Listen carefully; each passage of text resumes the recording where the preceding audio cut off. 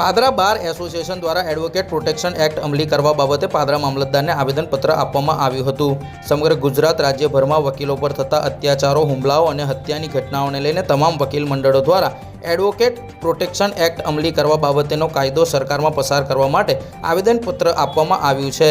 ત્યારે Padra bar association દ્વારા પ્રમુખ દીપક પ્રજાપતિની આગેવાનીમાં તમામ વકીલોએ સાથે મળીને પાદરા મામલતદારને આવેદનપત્ર આપ્યું છે।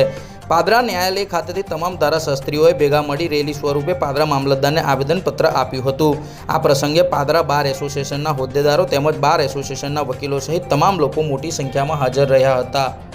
આખા ગુજરાતભરની અંદર એડવોકેટ પ્રોટેક્શન એક્ટ માટેની એક લડત ચાલુ થઈ છે, જે ગુજરાતમાં એ કાયદો નથી અને વકીલોની સુરક્ષા જરૂરી હોય તે કાયદાનો અમલ ગુજરાતની અંદર પણ બીજા રાજ્યોની જેમ થાય અને વકીલ પર જે જોખમો આવી રહ્યા છે પક્ષકારો દ્વારા, કેટલી વખત અસામાજિક તત્વો દ્વારા, કેટલાક જિલ્લાઓની અંદર વકીલો પર હુમલા થઈને મર્ડર સુધીના બનાવો બનેલા છે। એટલે વકીલ જ્યારે સુરક્ષિત ના હોય તેવા સંજોગોમાં તે ન્યાય અપાવી શકે નહીં અને તેના કારણે અમે વકીલ પ્રોટેક્શન એક્ટ માટેની માગણી કરવા માટે ગુજરાત સમક્ષ આજરોજ આવેદનપત્ર મામલતદારશ્રીને આપવા આવેલા છે।